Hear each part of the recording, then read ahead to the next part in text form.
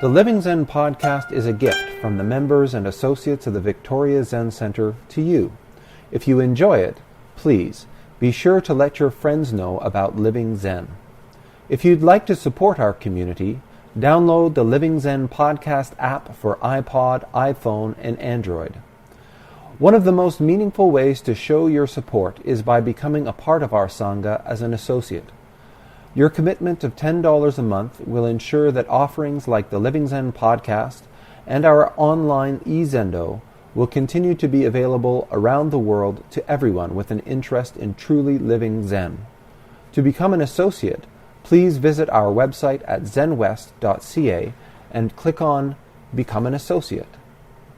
Many more Zen Talks are available for purchase on iTunes and Amazon.com. Just search for Venerable Eshu Martin. These talks are also available for free on our website to all members and associates of the Victoria Zen Centre. Thank you for listening, and thank you for your support.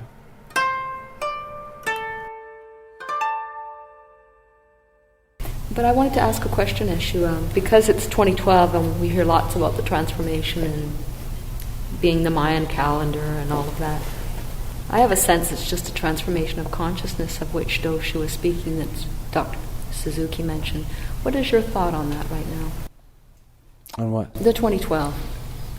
This time when people are really making some comments and thinking about it and speaking of it from your take. I don't know. We're always talking about it. Yeah, I don't know. I kind of.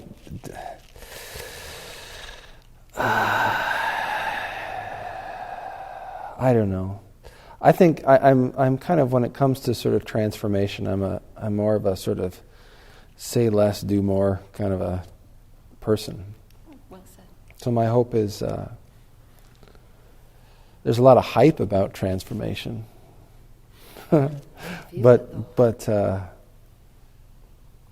I'd like to see more actual transformation. There's transformation going on. I don't like very much of it, but yeah.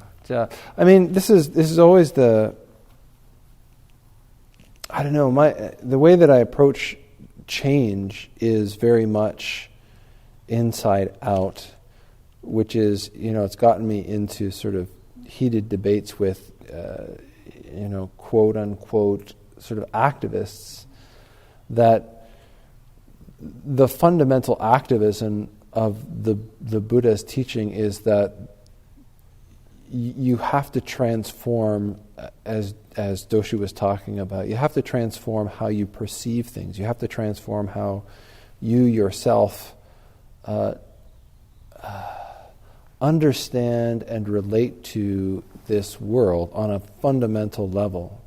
Otherwise, it's just manipulating stuff, and that doesn't work. It just sort of lasts for a while, but it's not, deeply transformative. So, my hope is just that, people, we certainly have the resources.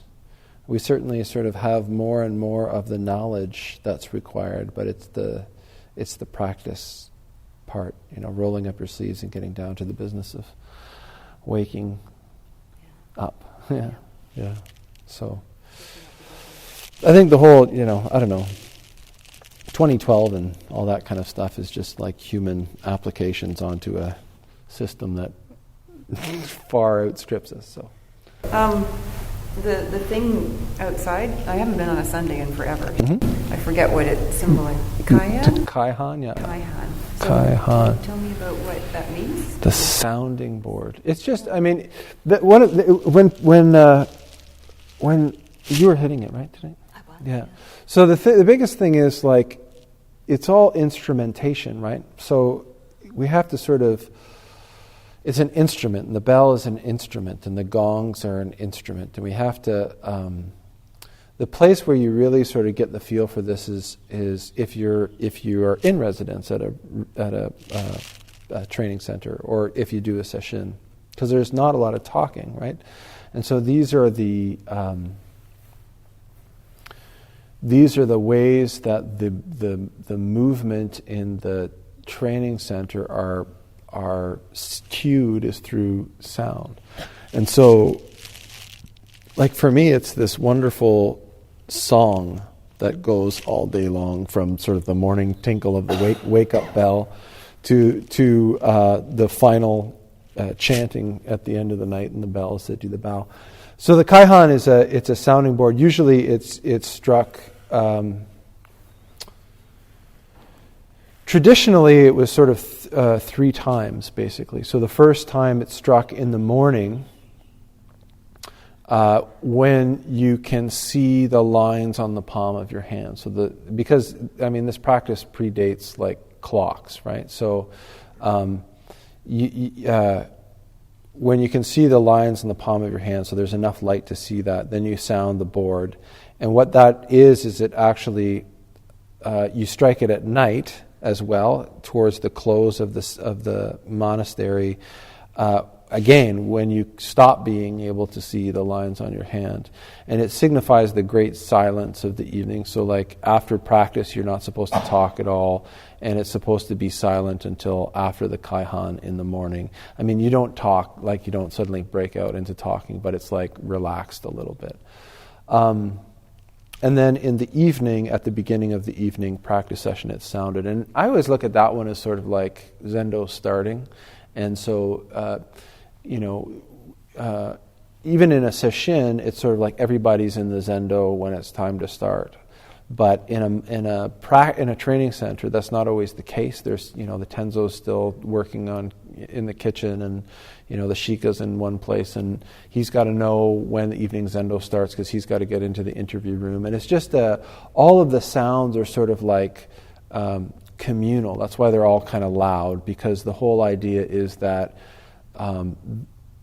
there's different ones, like there's clappers that are sounded outside that mean it's time to come to the Zendo, and there's a bell that sounds, and it's a specific bell, and that means that it's time for the work period, and there's gongs, and there's supposed to be different gongs for the morning meal and for the midday meal, and then there's clappers for the evening meal, and they're supposed to be different from all the other clappers, so that just like you can know specifically where you are in the schedule of the day without it being like, okay, it's dinner time, everyone get down to the blah blah blah. It's like, oh, that's the this or that's the that. So the kaihan is it's actually it's 108 strokes on the kaihan, which symbolizes 108 desires, 108 remedies. Yeah, so that's what it signifies. And so play it like an instrument. I loved it. Didn't I love it? Yeah, no, it's what's that? I said, wow, that was 108? No. You weren't counting? Yeah, so it's all instruments, and that's one of the it's a difficult thing sometimes, like the clappers or even the bell, to sort of get into the mindset of music. This is the music of the day. I've had the luxury of practicing with when I first went up to the temple. The main monks that were there had all been there for like 8, 9, 10 years. And so I always remember Keegan, who my son is named after, playing the kaihan. And it was like, I didn't think a block of wood could sound so lovely, So, but that's the way it is, so, yeah. We've got a lovely one at the Zendo now, thanks to Doshu, cedar. Yeah. I had that experience tonight. We had been talking before about the signal of getting up when you're bowing. Mm-hmm. How do you know to get up? Mm-hmm. Now I missed that part in the intro. Right. Because I just kind of look to my left, look to my right, and see when people rise, and that's when I get up. Yeah. And discovered that no, there's a sound that you listen to. Yeah. And totally changed my doing. Oh yeah. I mean, for sure. Once you sort of learn the song, everything is way easier. Because it's like certain things mean certain things. Like ting, ting, ting, ting, ting, ting, ting, ting, ting. That means like bow and stand up. So yeah, it's. But we have all these videos online now. On you can review them. Yeah. So the idea to make this zero longer? No, I mean, Or is it can you just to recognize it after the fact? Because there is nobody to observe it. Yeah, no, it's just, I mean, the whole thing is that this activity is constantly flowing, right? You're dissolving into and arising out of together with everything all the time. So as with everything we do, the practice is just this fundamental awareness, not sort of like skipping out on the experience of that dissolution and the awareness of this new arising, and trying to letting go of trying to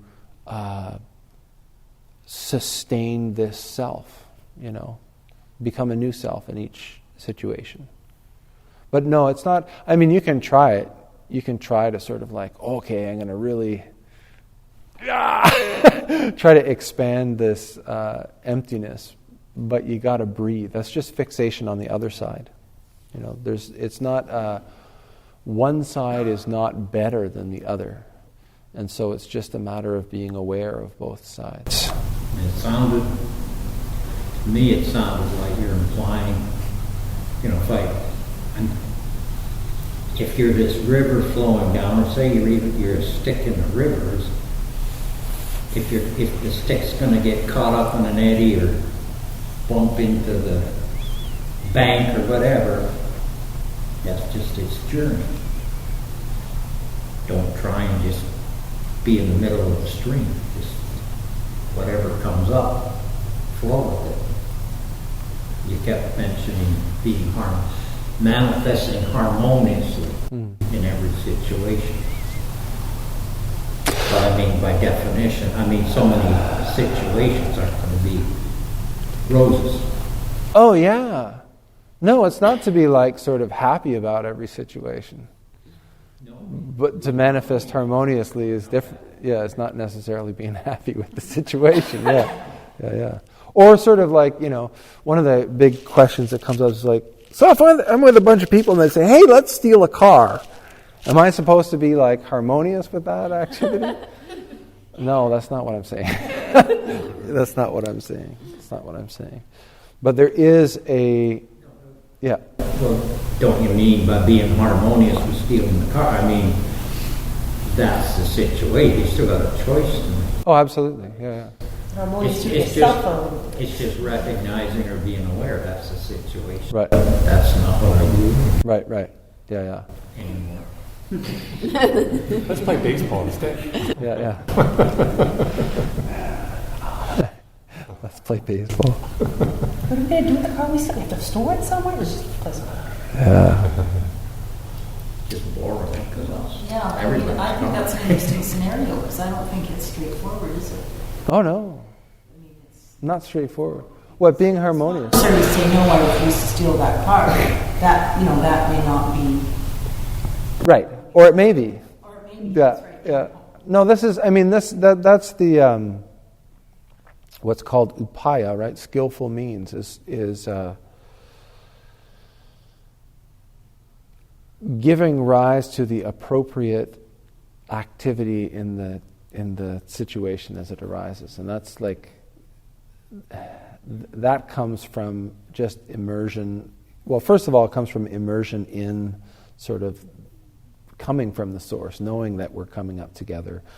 And then it also just comes from practice and doing it wrong or like poorly over and over again. That's a human skill to be able to go, and that's a koan itself, right? How do I manifest in this moment? That's one of Tosotsu's 3 barriers, right? So this is an actual koan. And that's something that... Well, we can't possibly say, sitting in this circle, we can't say, okay, so if you're in a situation and your friends want to steal a car, this is what you should do. Like, that's like, I put on Facebook the other day, I said, this is all improv, stop looking for a better script. And that's like what we do, right? Like, it's always like, well, if I'm in this situation, how do I... and it's like, you can't do it until you're there. And then you have to rely on and trust that you have the requirements to respond appropriately. And that's, like, for me, what as at the foundation of Zen practice is that we doubt it. We limit ourselves. In this very thing that we call a self is fundamentally a set of limitations. That's what makes it a self. It's like, I am this and I am not that. I have this and I do not have that. Fundamentally, it's a set of limitations. So Zen practice is really about allowing ourselves to witness what our actual capacity is, what our actual resources are. We see this in sesshin all the time because, you have lots of moments where you're like, I can't do this. Like, I can't keep going with this. I can't continue here. And then you kind of dig a little bit deeper and you find that you can. And you start to develop this confidence or trust in your capacity as a human being. And then through your practice and your manifestation of relationship, you start to see yourself doing things that you never thought possible before, even in relationship. And again, this increases your kind of fundamental confidence in your capacity as a human being. And the more that expands, the less you rely on script, the less you rely on sort of like, I need to know what I'm going to do when the shit hits the fan. And you start to be able to go, I can handle it. Bring it on. I can handle it. And that's when life gets really interesting. So, yeah. Just had a thought. I mean, we laugh at the stealing car thing, but that's, that kind of choice is thrown in the face of many people in many places. I mean, I've taught in a small community, small native community, and worked, young teenagers who face choices like that. Mm-hmm. Either I do this or I lose my friends, and there is no other people in this community, right? Yeah. It's either these are the 3 or 4 people who are my friends. If I don't do what they're doing, and God knows what that might be, I don't have friends. Mm-hmm. That's a huge choice, right? And it's a tough one. So. Yeah, the Buddha said it's better to walk alone than travel with fools. But I mean, the challenge is, what I'm talking about, improvisation or living in that spontaneous way requires kind of first developing that trust and that confidence in an environment that you can, right? Mm-hmm. Whether that's a family situation that can provide that, or a community, or a spiritual tradition, or even just a single personal relationship can really sort of provide the foundation for that to happen. But if it doesn't, I mean, it's not just, First Nations kids or poor people or anything like that. We're all stuck in that, As soon as we go that's it's fear, right? It's the fear, fundamentally, it's the fear of death, the death of the self in the sense of whatever it is I think of myself right now. If I think of myself as a part of this unit or this group of friends, and so that group of friends wants to do something that's not so good, even if I can sort of say, oh, that's not so good, I'm not talking about doing it or not. I'm talking about dying, my identity dying, because the relationship will fall apart and who I am has to be redefined, and that's a death. Mm-hmm. So that's all of us. And so, when we talk about in Zen arriving at this place where we can go beyond birth and death, that's the important part of it, where it's we can look at transformation, we can look at self-recreation, rebirth, we can look at having children as not such a terrifying thing, but a fascinating adventure in a lot of ways. So, so. Yeah. Yeah, I remember over the past year, I made a lot of change in my life, and I really before that, I was really into a party scene, mm-hmm. and I remember as I was coming out of that, having a complete holy shit, I built my whole life around partying. I don't know who am I going to call when I hang out with people. You know what I mean? Totally, yeah. Like it was such a big shock to realize how much I had invested in that personality. And when I decided that I didn't want to do that, I didn't notice until I started changing that I was like, wow, I really don't know, who my friends are anymore and stuff like that, because people aren't going to be calling me if I don't want to go to the bar and things like that. So, I totally know what that means. It was like a death of a personality, a person I built for 5 years. Your whole life, yeah. And then it's like, okay, well, who am I now? But just the courage and strength to even ask that question, that comes back to the koan that I was talking about. How do I manifest in this moment? And that's why, this unsui, this cloud water, is not investing in any particular personality in a long-term way, but saying, what is it now? Because every moment we're learning something new and we're seeing something new, and we're always in the situation where we've got to kind of let go of what we've been through. It doesn't mean we're constantly destroying relationships or anything like that. That was then, and whatever. But it's that we're constantly renewing. I talk about this sometimes. Periodically, I have these sits where I'm like, gosh, I'm 40 and I've been a Zen monk for almost 20 years. Do I really want to do this? And I think that they're really important because they're ways of not just going on habit. You got to question what you're doing and say, do I want to do this? Is there something else I'd rather do? And then you come back to, or you don't. For me so far, I said, yeah, I really like what I'm doing. I think I want to keep doing that.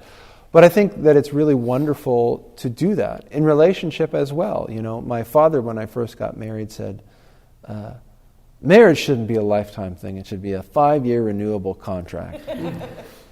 And Nikki, my wife, and I kind of joked about it, but every 5 years, we actually kind of talk about that and go, how's it going for you? And if you could change some things, what would they? We kind of have a negotiation about that. And I think that it's a really pragmatic way of just asking those questions. Who am I now? Who are we now? Do we, is this still mutually beneficial? And I think that that's a great way of just living every day, going, why am I eating this? Is this really what I want to eat? Is this really what I want to do? So, yeah. I got one more question. What do you, other than sitting, what would you suggest for somebody I tend to fall back in my old habits occasionally. And, then when that happens, my practice is on the back burner or non-existent, one or the other. And it's, it's fewer and further between. I feel like the longer I've been kind of out of that scene. Yeah. But do you have any suggestions other than obviously sitting more for people who do fall back in their old ways? When I do it a lot, it's heavily back in my old ways. It tends to be. So. Yeah. Well, I think that it's all. The biggest thing is that there's 3 treasures, right? Buddha, Dharma, and Sangha, and it's like. Anybody who's a smoker who wants to quit smoking but surrounds themselves with smokers is going to have a way harder time than somebody who wants to quit smoking and surrounds themselves with non-smokers, right? So my recommendation would just be to connect yourself with a community that's engaged in practice or in a lifestyle that's the direction you want to go. We all have the old friends, and they come calling from time to time, and they, we all have these sort of deep ruts that are easy to sort of pop back into with the right kind of coaxing, and so you've got to sort of balance that on the other side with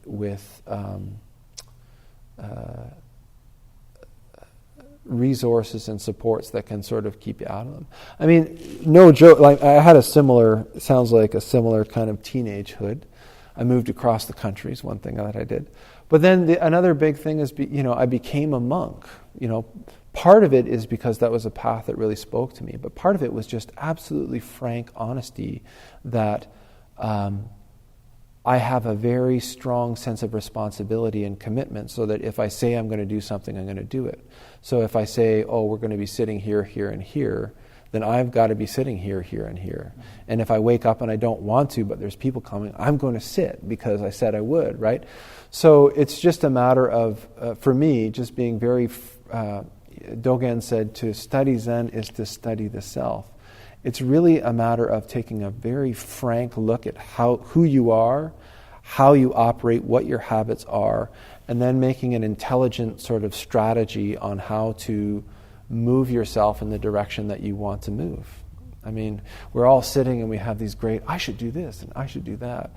But if you just stand up and you don't actually kind of strategize about that, habit energies are powerful, man. We do these exercises in the fundamentals of Zen. It's a course we do at the Zen Centre. And we just take like one little sliver, like restrain food for a week, like be very specific about how you eat and when you eat and what you eat. And you just, like I always say, I always have to spit stuff into my hand, because it's like the momentum of the habit energy is so powerful that you're just not in control. And then you go, oh, wait, I'm not supposed to be doing this, right? So, So my biggest recommendation is to surround yourself with a community that's headed in the same direction. The other one is patience. My experience with practice and any kind of sort of strong habit energy is that it's tidal, in the sense of like you sort of press forward, and especially at the beginning when you've got deep habits, you press forward until you hit a resistance point which actually triggers a kind of backing up into the old stuff. But then you kind of, the old stuff doesn't work, and that like you don't like the old stuff. So then you sort of have like remorse and guilt and all this kind of stuff, and say, oh, I got to get back with practice. And then you sort of press a little bit further, and then you hit a trigger point, and then you go back. But it's like each time you move more forward and go less further back, I find. So, and that's like a lot of people. There's a talk on the podcast called Bounce, Boxing and Backsliding, or something like that, and that's what it's all about. So, yeah. I did like a kind of an instead of list, and I sort of took I said, what kind of negative stuff do I do? And I sort of listed it all, and then I sort of made a mirror list of sort of stuff that required the same kind of time and energy, but was sort of in a more positive thing. Because it's like when the sort of triggers in life go off and the habit energy starts, like thinking just isn't really that much of an option. You just kind of go, right? So this was a nice, like, I feel like having a cigarette. That means I should go for a bike ride, I feel like getting stoned. I should go to the gym, And what you were talking about, that's where I really noticed that it started in theater, actually, looking at character. And I was experimenting with, like, do I have a personality or character, or are the conditions and things that I do what makes character? And so sort of I did this sort of opposite list, and I found that actually, like the way that you conduct yourself and your experiences and conditioning really fundamentally transform who you are and what your experiences are. So, like you said, hey man, what are you doing? You want to go get high? Actually, I'm going to the gym. It's like you lose a whole bunch of friends. You make a whole bunch of other ones as well. So, yeah. I've recently discovered that, I sit every morning, but I've discovered that if, I really, really feel pulled to something I don't want to do, I can actually sit anytime. I sit for 5 or 10 minutes, and the feeling sometimes just passes. It's like, oh, that was pretty easy, but it took some discipline to realize that I could just stop at any time, and just be that. Just you don't have to sort of do anything formally. Just put a cushion down and sit on it. Yeah. 10 minutes later, you don't feel like doing that, whatever it was that you felt like you couldn't avoid doing. Well, this is, again, something that comes up in the fundamentals course, and it's that the recognition of the emotional dukkha, like the feeling of dissatisfaction that we have that sort of triggers the habits, right?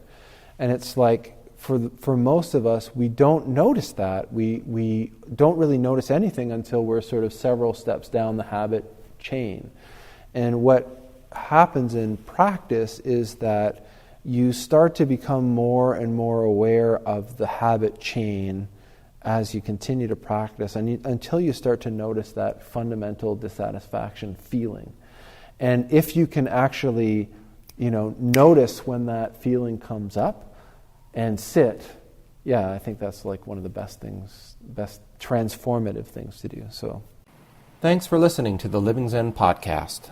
If you follow Living Zen through iTunes, I would very much appreciate it if you would take a moment to let me know what you think about it by rating or reviewing the podcast, so that new listeners can also hear what you have to say. Thank you for your time and for your support.